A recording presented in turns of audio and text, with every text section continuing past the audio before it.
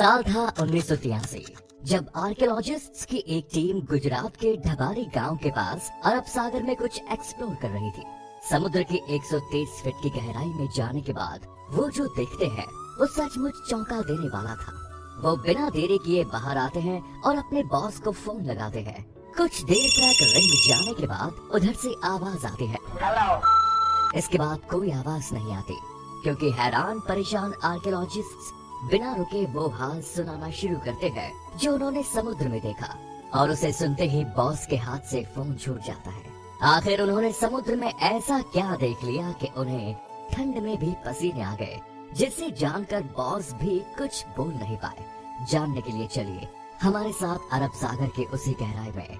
समुद्र में उठती इन लहरों को देखिए, जिनमें जितना शोर है उसके अंदर पसरा है उतना ही सन्नाटा, और उसी सन्नाटे में दफन है न जाने कितने ही रहस्य। समुद्र के नीचे आज भी कई ऐसे राज दबे हैं जिनके बारे में किसी को कुछ नहीं पता। कुछ सालों पहले अरब सागर की गहराई में ऐसी ही एक साइट खोजी गई जिसे देखकर हर कोई हैरान था। दरअसल वो एक भरी पूरी नगरी थी, ऐसी नगरी जो इतनी खूबसूरत थी कि जिसे कोई एक बार देख ले तो बस देखते ही रह जाए। ऊंची ऊंची दीवारें, बड़े बड़े गेट और उन पर की गई नक्काशी, सड़कें, भव्य महल, पूरा वेल प्लान्ड शहर जो आज के शहरों को भी पीछे छोड़ दे। समुद्र की गहराइयों में ऐसी नगरी देखकर आर्कियोलॉजिस्ट्स हैरान थे। आखिर ये नगरी यहाँ पहुंची कैसे और ये कितनी पुरानी है, ये अब सवाल उनके मन में भी थे, जिनका जवाब ढूंढने के लिए उन पत्थरों के सैंपल लिए गए और कार्बन डेंटिंग से पता चला कि वो पत्थर महाभारत काल के हैं, और ये वही नगरी है जिसके बारे में महाभारत में भी बताया गया है, यानी श्री कृष्ण की नगरी, द्वारका नगरी, जिसे भगवान श्री कृष्ण ने समुद्र किनारे बसाया था। अब आप कहेंगे कि हमें कैसे पता कि यही द्वारका है, इसका क्या प्रूफ है? क्योंकि द्वारका जो गुजरात के जामनगर जिले में अरब सागर के तट पर बसा एक छोटा सा शहर है, जिसे भगवान विष्णु के 4 धामों में से एक माना जाता है, जहां हजारों कृष्ण भक्त दूर दूर से दर्शन के लिए आते हैं। अगर वो द्वारका है तो फिर ये क्या है?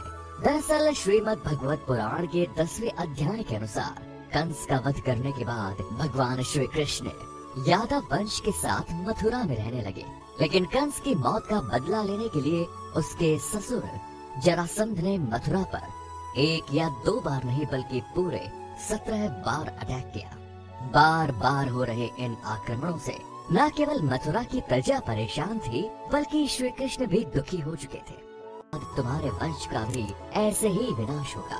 श्री कृष्ण इसके बारे में पहले से जानते थे, इसीलिए उन्होंने माता गांधारी के श्राप को आशीर्वाद समझकर एक्सेप्ट कर लिया। इसके अलावा एक और श्राप था जो यादव वंश के विनाश का कारण बना। एक बार की बात है जब द्वारका के पास बसे पवित्र स्थल पिंडारक में कई ज्ञानी साधु संत आए हुए थे। उन्हें देख बच्चे के बारे में पूछा।